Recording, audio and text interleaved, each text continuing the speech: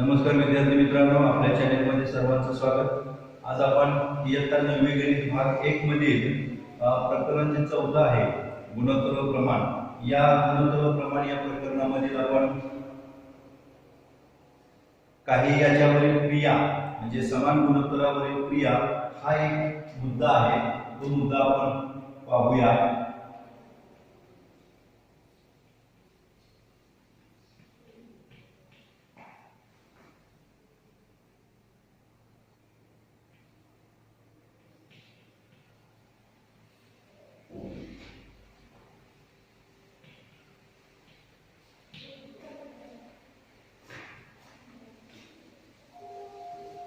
मित्रांनो, समान गुणोत्तरावरील क्रिया याचा अर्थ असा आहे की जे गुणोत्तर समान असतात त्या समान गुणोत्तरावर काही गुणाकाराच्या, भागाकाराच्या किंवा बेरजेच्या काही क्रिया केल्या तर त्या गुणोत्तराची किंमत बदलत नाही।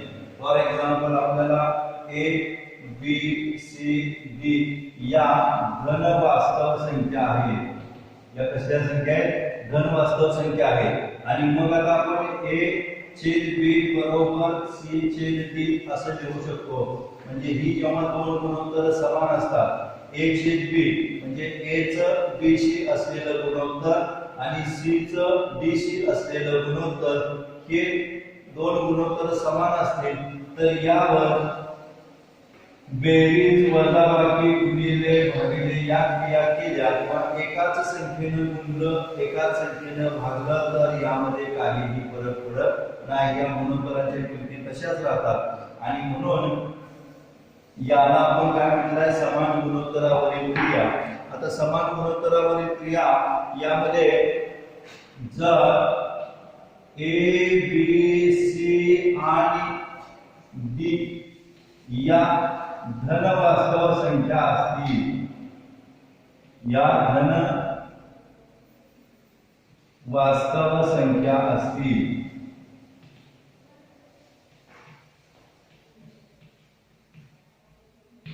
बघा इकडं, ए बी सी आणि डी या धन वास्तव संख्या असतील तर पहिली जी क्रिया आहे तिला आपण व्यस्त क्रिया म्हणणार आहोत। व्यस्त क्रिया। आता व्यस्त क्रिया याचा इंग्लिश मध्ये याला इन्व्हर्टेंडो म्हणतात, INVER।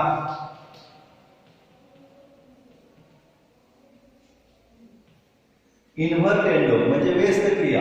आता या व्यस्त क्रियेचा अर्थ काय? तर जेव्हा ए छेद बी बरोबर सी छेद डी असेल तर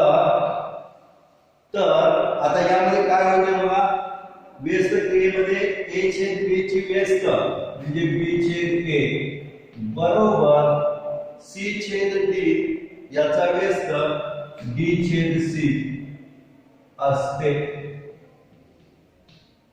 म्हणजे ए छेद बी बरोबर सी छेद डी ही दोन गुणोत्तर समान असतील तेव्हा बी छेद ए म्हणजे यांचा जरी इन्व्हर्स घेतला, व्यस्त घेतला तरी हे दोन गुणोत्तर समानच येतात। उदाहरणार्थ काय बघा की 3/2 बरोबर 6/4 ही दोन गुणोत्तर आहेत। 3/2 आणि 6/4 ही समान गुणोत्तर आहेत आणि या समान गुणोत्तरावर तर आता याचं काय करायचं? व्यस्त करायचंय। म्हणजे 3/2 चा व्यस्त 2/3 लक्षात येते का? 3/2 चा व्यस्त 2/3 बरोबर याचा सुद्धा व्यस्त असतो म्हणजे 4/6। म्हणजे या दोघांची जरी व्यस्त क्रिया केली तरी येणारं गुणोत्तर हे समानच असतं। 2/3 आणि 4/6 ही दोन गुणोत्तर समान आहेत। आता ही दोन गुणोत्तर समान कशी? तर 2/3 इज इक्वल टू 4/6 किंवा 4 बेदुनी 4 बेत्रिक 6 म्हणजे 2/3 बरोबर 2/3 ही आपल्याला समान गुणोत्तर मिळतात। हे लक्षात घ्या। म्हणजे व्यस्त क्रिया त्याला आपण इंग्लिशमध्ये इन्व्हर्टेंडो म्हणतो आणि म्हणून मग जर ए बी सी डी या धन वास्तव संख्या असतील आणि ए छेद बी बरोबर सी छेद डी ही दोन गुणोत्तर समान असतील तर त्यांचा जर इन्व्हर्स घेतला तर येणारी गुणोत्तर सुद्धा काय असतात? समानच असतात। इन्व्हर्स घेऊन मिळणारी गुणोत्तर ही सुद्धा समान असतात. समजा दुसरं उदाहरण तुम्ही घेतलं 5/3 बरोबर 15/9 ही दोन गुणोत्तर समान आहेत. कारण का 5 ची तिप्पट तशीच 3 ची तिप्पट म्हणजे याला 3 ने गुणलेलं आहे, समान संख्येने गुणलेलं आहे. आणि मग आता काय होणार तर याचा इन्व्हर्स 5/3 चा इन्व्हर्स 3/5 बरोबर किंवा समान 15/9 चा इन्व्हर्स आहे ना 9/15 आणि मग बरोबर 3 त्रिक 9 3/5 15 म्हणजे 3/5 बरोबर 3/5 म्हणजे याच्यावर इन्व्हर्स क्रिया केली, व्यस्त क्रिया केली तरी ती दोन गुणोत्तर जी मिळणारी गुणोत्तर आहे ती समानच असतात. असा या क्रियेचा किंवा असा या व्यस्त क्रियेचा अर्थ आहे. आता मित्रांनो दुसरी जी क्रिया आहे एकांतर क्रिया म्हटलेला आहे. एकांतर क्रिया त्याला आपण इंग्रजीमध्ये अल्टरनेटो, त्याला काय म्हणतो आपण अल्टरनेटो किंवा त्याला इंग्रजीमध्ये मराठीमध्ये एकांतर क्रिया. एकांतर क्रिया काय सांगितलंय बघा, जर A/B बरोबर C/D म्हणजे ही दोन गुणोत्तर समान असतील, ही दोन गुणोत्तर समान असतील तर अंशांशांचं गुणोत्तर आणि छेदाछेदांचं गुणोत्तर हे सुद्धा समान असतं.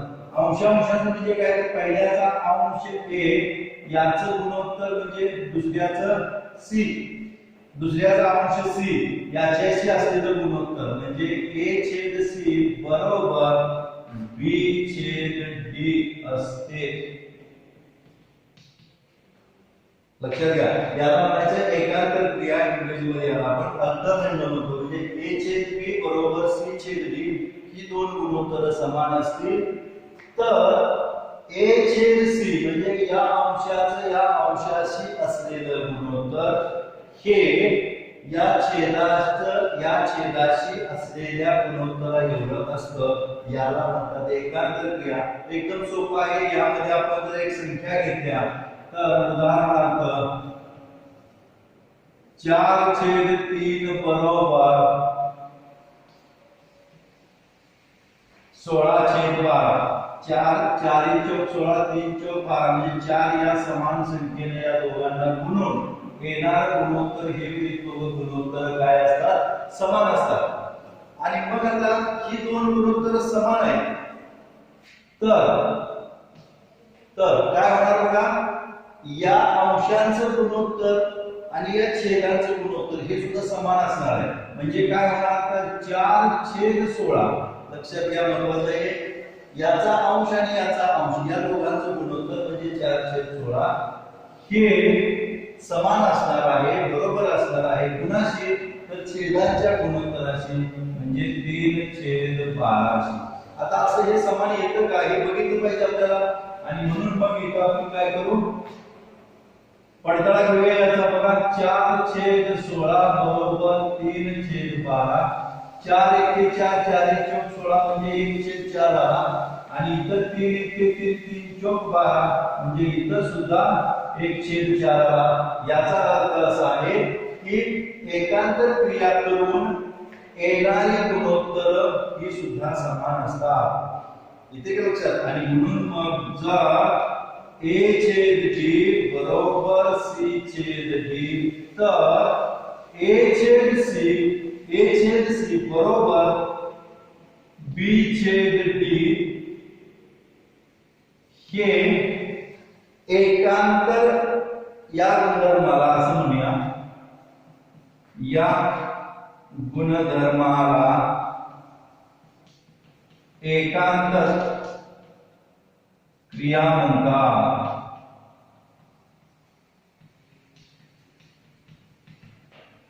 या गुणधर्माला एकांतर क्रिया. लक्षात ठेवा, इन्व्हर्स व्यस्त क्रिया, छेदाचा अंश अंशाचा छेद. एकांतर क्रिया म्हणजे पहिल्याचा अंश आणि दुसऱ्याचा अंश यांचं गुणोत्तर हे पहिल्याचा छेद आणि दुसऱ्याचा छेद या गुणोत्तराशी काय असतं, समान असतं. आणि याला म्हणतात एकांतर क्रियेचा गुणधर्म किंवा एकांतर क्रियेने ही दोन गुणोत्तर समान असतात. ठीक आहे. आता समान गुणोत्तरावरील ज्या क्रिया आहेत त्यामध्ये तिसरी क्रिया आहे योग क्रिया. योग क्रियेला आपण इंग्लिशमध्ये कंपोनेंट ऑफ असं म्हणू शकतो. कंपोनेंट याचा अर्थ योग क्रिया. आता योग क्रिया म्हणजे काय बघा, जर A छेद B बरोबर C छेद D म्हणजे ही दोन गुणोत्तर समान असतील तर काय होईल बघा, तर A अधिक B छेद B काय केलंय, अंशामध्ये छेद मिळवलेला आहे. अंशामध्ये छेद मिळवलेला आहे आणि छेद आहे कसा A छेद B बरोबर म्हणजे हे जे काय गुणोत्तर येईल त्या गुणोत्तरा बरोबर काय असणार आहे, तर C अधिक D छेद D. लक्षात घ्या, याला म्हणायचं योग क्रिया. योग क्रिया याचा अर्थ पहिल्याच्या अंशामध्ये छेद मिळवायचा आणि भागिले छेद आहे कसा ते जो काय गुणोत्तर येईल त्या गुणोत्तरात बरोबर कोण असणार आहे, तर दुसऱ्याच्या अंशामध्ये छेद मिळवून येणारे जे गुणोत्तर आहे ही गुणोत्तर समान असणार आहेत. याला म्हणायचे योग क्रिया. आपण एक उदाहरण बघू आता इथं 5/2 बरोबर 10/4 ही दोन गुणोत्तर समान आहेत. 5/2 बरोबर 10/4 ही दोन गुणोत्तर समान आहेत. तर आता काय होणार बघा, योग क्रिया करून योग क्रिया करायची म्हणजे काय होणार, तर 5+2 छेद 2 बरोबर 10+4 छेद 4 असे असते का, तर बघूया इथं 5+2 म्हणजे 7/2 बरोबर 10 आणि 4 14/4. आता ही दोन गुणोत्तर दिसताना समान दिसतात का, समान दिसत नाही. लक्षात घ्या, 7/2 आणि 14/4 हे आपल्याला दिसताना समान दिसत नाही. म्हणून आपण काय करायचं, पडताळा करून बघायचं आहे. 7/2 2 न भाग जातोय का, जात नाही. पूर्ण भाग जात नाही, तसंच ठेवा बरोबर 14/4. आता इथं मात्र भाग जातोय बघा. इथं काय भाग जातोय, 2×4 आणि 2×7=14 म्हणजेच 7/2 आणि इथं सुद्धा 7/2 म्हणजे ही दोन गुणोत्तर समान येतात. याचाच अर्थ जेव्हा दिलेली किंवा आपण घेतलेली दोन गुणोत्तर समान असतील तेव्हा त्यांच्यावर योग क्रिया करून येणारी गुणोत्तर सुद्धा समानच असतात. आणि म्हणून मग इथं A छेद B बरोबर C छेद D, तर A अधिक B छेद B बरोबर C अधिक D छेद D योग क्रिया करून ओके हे समान असतं. याला म्हणायचं योग क्रिया करून येणारी दोन गुणोत्तर ही समानच असतात. समान गुणोत्तरावर क्रिया यातली ही तिसरा प्रकार आहे किंवा तिसरी क्रिया आहे. पुढची क्रिया आता बघूया आपण.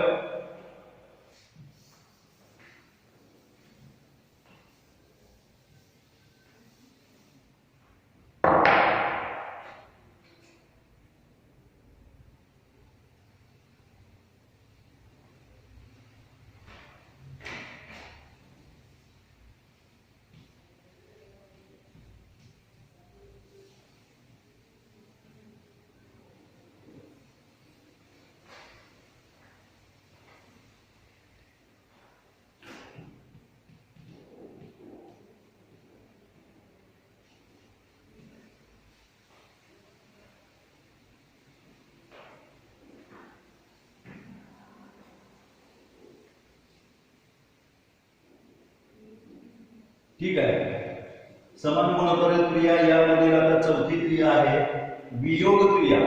पहिली झाली व्यस्त क्रिया, दुसरी एकांतर क्रिया, तिसरी योग क्रिया आणि चौथी जी आहे ती वियोग क्रिया. वियोग क्रिया काय आहे मित्रांनो, बघा जर A छेद B बरोबर C छेद D असेल याचा अर्थ लक्षात येतोय का, म्हणजे ही दोन गुणोत्तर जर समान असतील A छेद B बरोबर C छेद D जर समान असतील तर A वजा B छेद B. लक्षात घ्या, योग क्रियेमध्ये काय होतं, योग क्रियेमध्ये होतं A अधिक B योग क्रियेमध्ये, पण वियोग क्रियेमध्ये ए वजा बी म्हणजे अंशामधून छेद वजा करायचा, अंशामधून छेद वजा करायचा म्हणजे सी वजा डी छेद डी असते. ओके, बघा बरं, वियोग क्रिया दिलेली गुणोत्तर जर समान असतील तर त्यांच्यावर वियोग क्रिया करून मिळणारी गुणोत्तर ही समानच असतात, असा या वियोग क्रियेचा किंवा या गुणधर्माचा अर्थ आहे. आपण हे काय करूया, एक संख्या घेऊया. उदाहरण 7/3 बरोबर 21/9. ही दोन गुणोत्तर समान आहेत, लक्षात घ्या. मुळे आपला मुद्दा काय आहे, जेव्हा दिलेली दोन गुणोत्तर समान असतात म्हणजे ही समानच पाहिजे तर ती पुढची प्रक्रिया त्याच्यावर करून आपण मिळणारी जी गुणोत्तर आहेत ती समान आपल्याला मिळणार आहे. ही जर समान नसतील, ही दोन गुणोत्तर समान नसतील तर मग ही क्रिया करून मिळणारी गुणोत्तर समान असतीलच असं नाही किंवा नसणारच आहे. तर ओके, आता याच्यावर काय करायचं, आपण वियोग क्रिया करायची. आता याच्या वियोग तुम्हाला प्रश्न असतो, वियोग क्रिया करून योग क्रिया करून, तेवढ्या या क्रिया सगळ्या आपल्याला माहित पाहिजे.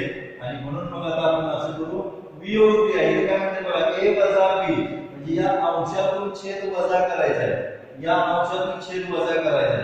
अंशातून छेद वजा केला म्हणजे 7 वजा 3 छेद 3 बरोबर 21 वजा 9 छेद 9. म्हणजे काय हो, 7 वजा 3 म्हणजे आला इथं 4/3 बरोबर 21 मधून 9 गेला म्हणजे किती आला, 12/9 आला, बरोबर आहे का. आणि म्हणून मग आता 3/4 आणि 12/9 हे दिसताना आपल्याला समान दिसत नाही, परंतु आपण याचा जर भाग जात असेल तर भाग लावायचा, संक्षिप्त रूप बघायचं आणि संक्षिप्त रूप हे समानच आलं पाहिजे तर आपलं हे उत्तर बरोबर आहे असं म्हणायचं, किंवा ही दोन गुणोत्तर समान आहेत. लक्ष द्यायचं बघा, इथं आला 4/3, इथं काय भाग जात नाही त्यामुळे असंच ठेवायचं आपण. आणि इथं काय आहे बघा, 12/9 म्हणजे 12 आणि 3 च्या पाड्यामध्ये आहे, 3 चौक 12 3 त्रिक 9 म्हणजे 4/3 बरोबर 4/3. म्हणजे ही दोन गुणोत्तर सुद्धा कशी आहेत, समान आहेत. कधी तर त्यावर आपण वियोग क्रिया करून डिव्हिडंडो ही क्रिया केलेली आहे इंग्रजीमध्ये. जेव्हा दिलेली गुणोत्तर समान असतात तेव्हा त्यांच्यावर वियोग क्रिया करून मिळणारी गुणोत्तर सुद्धा समानच असतात. समजा दुसरं उदाहरण घेतलं आपण, 9/2 बरोबर 18/4. ही दोन गुणोत्तर समान घेतलेली आहेत, समान गुणोत्तर आहेत. तर त्याच्यावर आता काय करूया आपण, वियोग क्रिया करूया. वियोग क्रिया म्हणजे 9 वजा 2/2 बरोबर आहे का, बरोबर 18 वजा 4 बरोबर 4. म्हणजे काय येऊ, 7/2 बरोबर 18 तून 4 गेले म्हणजे किती राहिले, 14/4. आता हे सुद्धा दिसताना आपल्याला काय समान दिसत नाही, इथं 7/2 आहे, इथं 14/4 आहे, दिसताना समान दिसत नाही. परंतु आपण काय करायचं, इकडे लिहून घ्यायचं आहे, 7/2 बरोबर 14/4. इथं भाग जात नाही परंतु इथं भाग होतोय बघा, 2×4 आणि 2×7 म्हणजे 7/2 बरोबर 7/2. ही दोन गुणोत्तर आपल्याला समान मिळालेली आहेत. म्हणजे वियोग क्रिया करून येणारी किंवा मिळणारी गुणोत्तर सुद्धा समानच मिळतात, असा हा गुणधर्म आहे. वियोग क्रिया याचा अर्थ अंशामधून छेद वजा करायचा आहे आणि छेदाला आहे तीच संख्या ठेवायची आहे, अशी ही काय वियोग क्रिया आहे. तुम्हाला उदाहरण घेतल्यानंतर लक्षात येईल. हे तुम्ही स्वतः दुसरी उदाहरण घेऊ शकता, संख्या दुसरी घेऊ शकता.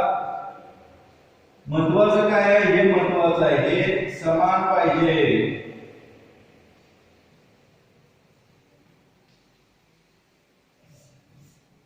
हे जे आहे हे काय पाहिजे, समान गुणोत्तर घेतलं पाहिजे. 9/2 बरोबर 18/4 ही गुणोत्तर समान आहेत आणि समान गुणोत्तरावर या क्रिया करून मिळणारे जे काही नवीन गुणोत्तर आहेत ती सुद्धा समान असतात, असा याचा बेसिक अर्थ आहे. ठीक आहे. पाचवी क्रिया आहे बघा, योग वियोग क्रिया. परत एकदा सांगतो, पहिला झाला तो व्यस्त, दुसरा एकांत, तिसरा योग, चौथा वियोग आणि पाचवा आहे तो दोन्हीचा एकत्र केलेला आहे योग वियोग क्रिया. कंपोनंटो डिव्हिडंडो, कंपोनंटो अँड डिव्हिडंडो म्हणजे काय तर योग वियोग क्रिया. आता योग वियोग क्रिया म्हणजे काय बघा, जर a छेद b बरोबर c छेद d असेल तर, ठीक आहे, a छेद b बरोबर c छेद d म्हणजे घेतलेली किंवा दिलेली दोन गुणोत्तर समान असतील तर a अधिक b छेद a वजा b बरोबर अंशामध्ये छेद मिळवायचा आहे आणि छेदाला अंशातून छेद वजा करायचा आहे. तर c अधिक d छेद c वजा d असते. याला म्हणायचं योग वियोग क्रिया. हा योग आहे, हा वियोग आहे. योग म्हणजे बेरीज, वियोग म्हणजे वजाबाकी. लक्षात घ्या, योग वियोग क्रिया. ठीक आहे. आणि मग आता उदाहरण घेऊया आपण. 7/3 बरोबर 14/9 हे घेतलेलं जे गुणोत्तर आहे हे समान गुणोत्तर पाहिजे. 7/3 म्हणजे 7 दुनी 14, 3 दुनी 6 समान पट करायचे आहे. 7 दुनी म्हणजे दुप्पट केले तरी आता सुद्धा दुप्पट करायचे म्हणजे 7/3 बरोबर 14/6. तर हे लक्षात येते आपल्या आतापर्यंत शिकवलं. a अधिक b म्हणजे काय होणार बघा, 7 अधिक 3 छेद 7 वजा 3 बरोबर म्हणजे योग वियोग क्रिया करून येणार गुणोत्तर हे याच्यावर योग वियोग क्रिया करून येणाऱ्या गुणोत्तरा एवढंच असतं. म्हणजे 14/14 अधिक 6 छेद 14 वजा 6. आता 7 अधिक 3 किती झाले हो, 10 आणि 7 वजा 3 4. ठीक आहे. आता त्यानंतर 14 अधिक 6 20. ओके. आता त्यानंतर 14 वजा 6 किती झाले, 8. बरोबर आहे का. म्हणजे आता ही जे दोन गुणोत्तर मिळालेली आहेत ही दोन गुणोत्तर समान आहेत का बघूया आपण. इथं सुद्धा भाग जातोय बघा, 2 दुनी 4 2 पंचे 10 बरोबर का. आणि इथं 4 दुनी 8 4 पंचे 20 म्हणजे काय मिळालं आपल्याला इथं 5/2 याचं संक्षिप्त रूप बरोबर याचं संक्षिप्त रूप 5/2 म्हणजे ही जी मिळालेली गुणोत्तर आहे ही मिळालेली गुणोत्तर सुद्धा समान गुणोत्तर आहे. लक्षात घ्या.